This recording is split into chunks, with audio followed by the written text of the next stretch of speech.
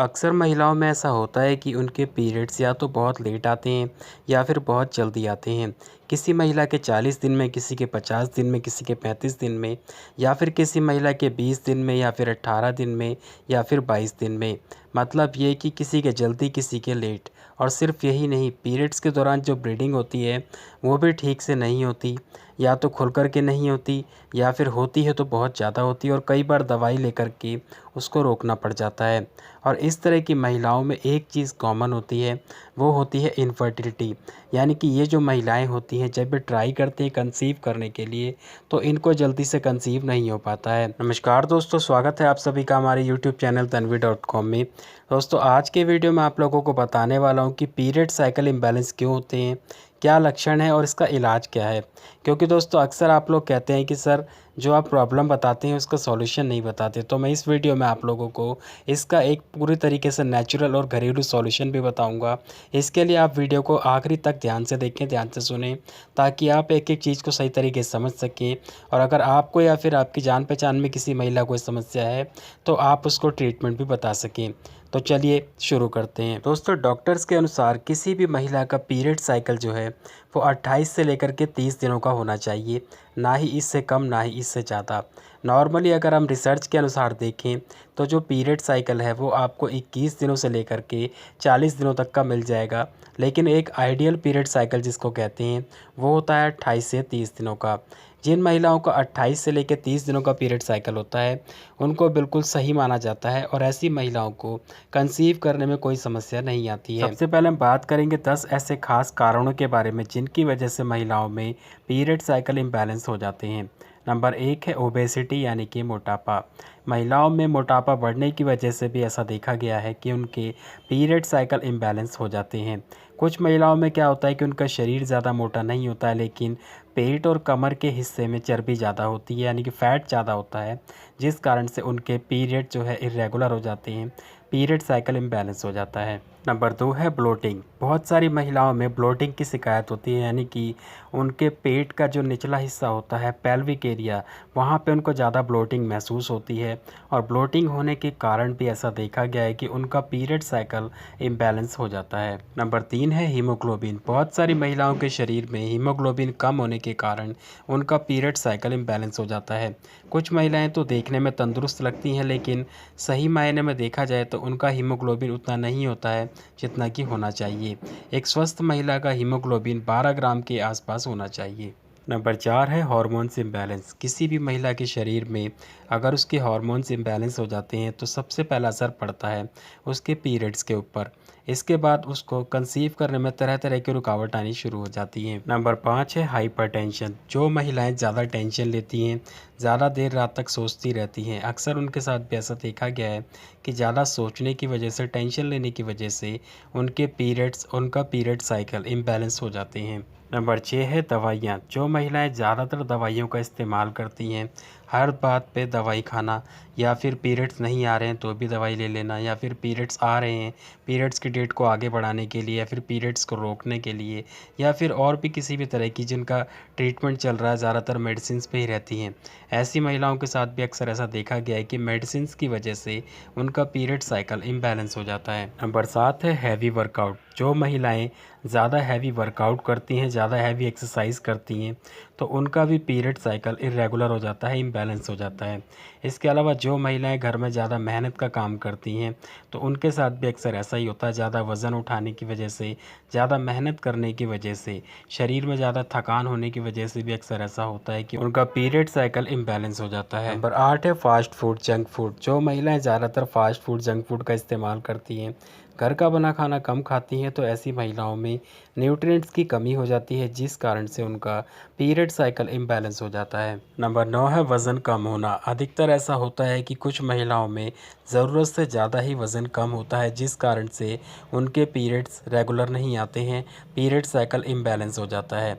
Number 10 है life style. जिन महिलाओं की लाइफ स्टाइल में देर रात तक जागना, ज़्यादा मोबाइल का, ज़्यादा लैपटॉप का इस्तेमाल करना, ज़्यादा टीवी का इस्तेमाल करना और सुबह देर तक सोने का लाइफ स्टाइल होता है, ऐसी महिलाओं में भी अक्सर देखा गया है कि उनका पीरियड साइकिल इम्बैलेंस हो जाता है। अब बात करते हैं कि आखिर इसका ट्रीटमेंट क्या है, किस तरीके से इस समस्या से निजात पाई जा सकती है। सबसे पहले बात करेंगे उन महिलाओं की जिनके शरीर में बहुत ज़्यादा मोटापा यानी कि ओबेसिटी है। ऐसी महिलाओं को डॉक्टर एडवाइस करते हैं कि आप अपना वेट लॉस करें, लेकिन वेट लॉस करते वक्त ये ध्यान रखें कि अपनी हाइट के अकॉर्डिंग ही वेट को रखें। ज़्यादा वेट कम करने की वजह से भी आपका पीरियड इरेगुलर हो सकता है, इसलिए अपने वेट को मेंटेन करें। नंबर 2 पे है वो महिलाएं जिनको ब्लोटिंग की समस्या है। ऐसी महिलाओं को डॉक्टर एडवाइस करते हैं कि शाम के समय उनको कार्बोहाइड्रेट खाने से बचना चाहिए। अगर आप शाम के समय में कार्बोहाइड्रेट खाते हैं तो ऐसे में आपकी ब्लोटिंग और ज़्यादा बढ़ जाती है। इसके अलावा फ्रिज का ठंडा पानी, बर्फ़ का पानी ना पिएं, गर्म पानी या फिर गुनगुना पानी का इस्तेमाल करें, तो इस तरीके से आपको ब्लोटिंग की समस्या नहीं होगी। नंबर 3 पे है वो महिलाएं जिनको हीमोग्लोबिन की कमी है। ऐसी महिलाओं को अपनी डाइट में हरी पत्तेदार सब्जियां शामिल करनी चाहिए। इसके साथ साथ गाजर, चुकंदर, अनार, ये सारी चीज़ें भी अपनी डाइट में शामिल करनी चाहिए। और डॉक्टर की एडवाइस से एक आयरन टॉनिक भी ले सकते हैं, जैसे कि डेक्सोरेंज, आर्बिटोन या फिर हीमप। तो इस तरीके से आप अपने शरीर में हीमोग्लोबिन को पूरा कर सकते हैं। और हीमोग्लोबिन का पता लगाने के लिए आप एक सीबीसी का टेस्ट करवा के देख सकते हैं कि आपके शरीर में हीमोग्लोबिन कितना है। नंबर 4 पे वो महिलाएं जिनको हार्मोन्स इम्बैलेंस की समस्या है। ऐसी महिलाओं को एडवाइस किया जाता है कि वो सीड साइकिलिंग करें। हार्मोन्स को बैलेंस करने के लिए सीड साइकिलिंग सबसे अच्छा तरीका माना जाता है। सीड साइकिलिंग में आपको पीरियड शुरू होने के पहले दिन से लेकर के 14वें दिन तक रोज़ाना 1 चम्मच अलसी के बीज और 1 चम्मच कद्दू के बीज का इस्तेमाल करना है। इसको आप पीस करके पाउडर बना लें और खाने में डाल करके या किसी भी चीज़ के साथ ले सकते हैं। इसके बाद 14वें दिन से लेकर के पीरियड्स आने तक रोज़ाना 1 चम्मच सूरजमुखी के बीज का पाउडर और 1 चम्मच सफ़ेद वाले तिल का पाउडर लेना है। इस तरीके से आपको सीड साइकिलिंग करनी है। सीड साइकिलिंग के बारे में पूरी जानकारी के लिए मैंने अलग से एक वीडियो बनाया हुआ है। ऊपर आई बटन पर क्लिक करके आप उस वीडियो को देख सकते हैं और उसमें आपको पूरी जानकारी मिल जाएगी। नंबर 5 पे है वो महिलाएं जिनको अक्सर हाइपरटेंशन की समस्या रहती है। इन महिलाओं को एडवाइस किया जाता है कि वो अकेले रहने से बचें, क्योंकि कोई भी इंसान जब ज़्यादा देर तक अकेला रहता है तो वो सोचता है और सोचते सोचते वो हाइपरटेंशन का शिकार हो जाता है। ऐसे में अगर आप अपने आप को बिज़ी रखेंगे, लोगों के साथ रहेंगे, तो आपको सोचने का मौका नहीं मिलेगा और आप हाइपरटेंशन से बचे रहेंगे। नंबर 6 पे है वो महिलाएं जो ज़्यादातर मेडिसिन का इस्तेमाल करती हैं और इस वजह से उनके पीरियड साइकिल इम्बैलेंस हो गए हैं। बताना चाहूँगा, अगर आपको कोई भी प्रॉब्लम आती है तो अगर आप मेडिसिन यूज़ करना चाहते हैं तो बिना डॉक्टर की प्रेस्क्रिप्शन के मेडिसिन का इस्तेमाल कभी भी ना करें। और अगर आपको लगता है कि ज़रूरत है तो आप कोशिश ये करें कि मेडिसिन की जगह पे आप किसी और चीज़ का, जैसे कि कोई आयुर्वेदिक हो या फिर कोई होम रेमेडी का इस्तेमाल करें। नंबर 7 पे वो महिलाएं जो बहुत ज़्यादा वर्कआउट करती हैं। बताना चाहूँगा कि चाहे कोई लेडीज़ हो या जेंट्स हो, दोनों पे ही ये रूल लागू होता है कि अगर आप वर्कआउट कर रहे हैं तो 45 मिनट से ज़्यादा आप वर्कआउट ना करें।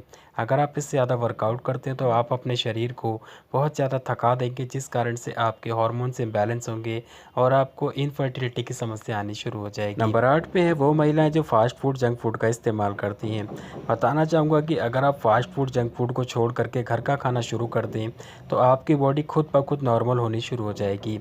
और फिर भी अगर आपका ज़्यादा ही मन करता है फास्ट फूड, जंक फूड खाने का, तो हफ्ते में एक दिन आप चीट मील का डे बना लें, यानी कि एक दिन आप फास्ट फूड या जंक फूड का इस्तेमाल करें, बाकी के 6 दिन पूरा शुद्ध घर का बना हुआ खाना खाएं। नंबर 9 पे वो महिलाएं जिनका वज़न कम है।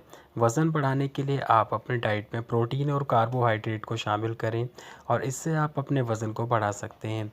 इसके अलावा अपने वज़न को 55 से लेकर के 60 किलो के बीच में रखें, इससे ज़्यादा ना बढ़ाएं, क्योंकि अगर ज़्यादा वज़न हो गया तो भी आपको यही समस्या आनी शुरू हो जाएगी। नंबर 10 पे वो महिलाएं जिनका लाइफ स्टाइल ठीक नहीं है।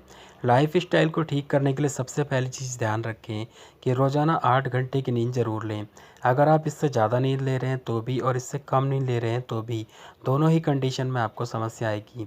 इसके अलावा फ़ास्ट फूड, जंक फूड का बिल्कुल इस्तेमाल ना करें और टीवी, लैपटॉप, मोबाइल, इन चीज़ों का कम से कम इस्तेमाल करें। घर का बना हुआ शुद्ध खाना खाएं और रोज़ाना अपने शेड्यूल में एक्सरसाइज को ज़रूर शामिल करें।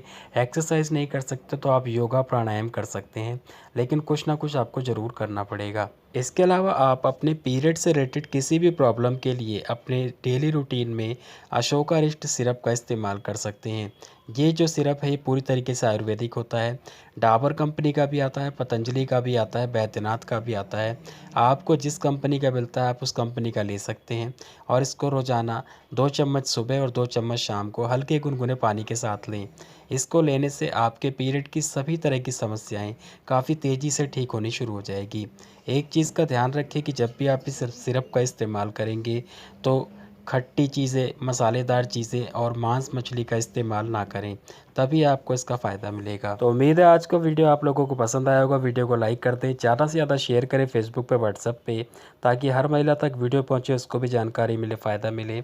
चैनल पे पहली बार आएँ तो चैनल को सब्सक्राइब करें और कोई जानकारी चाहते हो तो कमेंट करें। मिलते हैं अगले वीडियो में। धन्यवाद।